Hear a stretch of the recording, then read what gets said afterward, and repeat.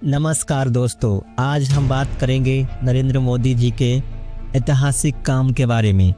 वो साल था 2014 जब देश की आंखों में बदलाव की उम्मीद थी। देश को एक ऐसा नेता चाहिए था जो सिर्फ भाषण न दे, काम भी करे, जो सिर्फ वादे न करे, उन्हें करके भी दिखाए।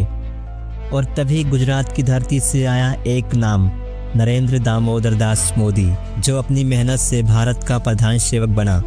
2014 में जब नरेंद्र मोदी ने प्रधानमंत्री पद की शपथ ली, तब भारत कई समस्याओं से जूझ रहा था, जैसे भ्रष्टाचार, घोटाले, टूटी अर्थव्यवस्था और आम जनता की टूटी उम्मीदें। मोदी सरकार सत्ता में आने के बाद लिए कुछ जन कल्याणकारी फैसले, जैसे स्वच्छ भारत मिशन। इस मिशन के अंतर्गत गांधी जी का सपना पूरा हुआ, हर गांव, घर, गली साफ हुआ, ग्रामीण नागरिकों को खुले में शौच जाने से मुक्ति मिली। अब बात करते हैं जनधन योजना की। इस योजना के अंतर्गत हर भारतीय को खाता खोला गया, 50 करोड़ से अधिक खाते खुले और करोड़ों की वित्तीय सुरक्षा मिली। अब बात करते हैं उज्ज्वला योजना की। उज्ज्वला योजना के अंतर्गत 10 करोड़ के अधिक गैस कनेक्शन दिए गए, माताओं को सम्मान मिला और स्वास्थ्य संबंधी बीमारियों में भारी गिरावट आई।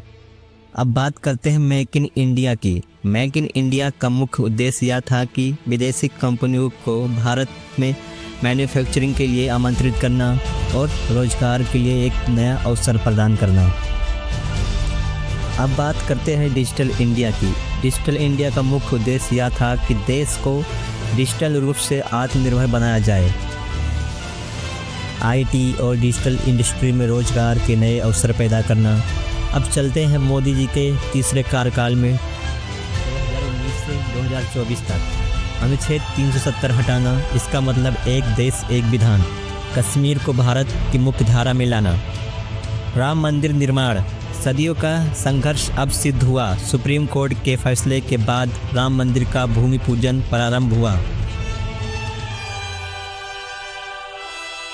नागरिकता संशोधन अधिनियम, इस नियम के तहत हिंदू, सिख, बौद्ध, ईसाई शरणार्थियों को नागरिकता देने का कानून लागू किया गया। अब बात करते हैं आत्मनिर्भर भारत की। यह एक विजन था कि भारत सिर्फ आयात पर निर्भर नहीं करेगा, बल्कि हर क्षेत्र में एक खुद निर्यात करेगा और लोकल को ग्लोबल बनाएगा। इस अभियान का मुख्य उद्देश्य यह था कि भारत को आत्मनिर्भर और आत्मसंपन्न बनाना, स्थानीय उद्योग और एमएसएमई को बढ़ावा देना। अब चलते हैं वंदे भारत की ओर। यह भारत की पहली semi high speed engine less और पूरी तरह भारत में बनी आधुनिक ट्रेन है। यह ट्रेन भारत के मेक इन इंडिया का मिशन का प्रतीक है।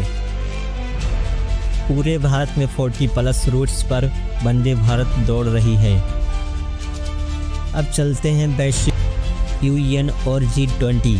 मोदी जी ने यूएन में हिंदी भाषण देकर भारतीय संस्कृति को नया पहचान दिया।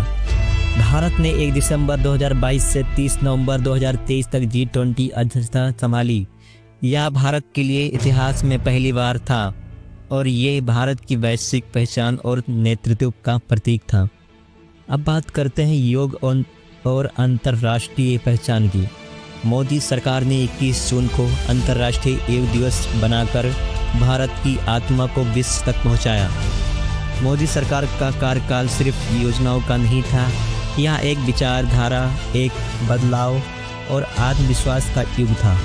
पहली बार लोगों को लगा कि देश को बदल सकते हैं और हम सब उसमें भागीदार हो सकते हैं। अगर वीडियो अच्छी लगी हो तो चैनल को सब्सक्राइब कर लो और फिर मिलते हैं अगले वीडियो में। जब तक के लिए जय श्री राम।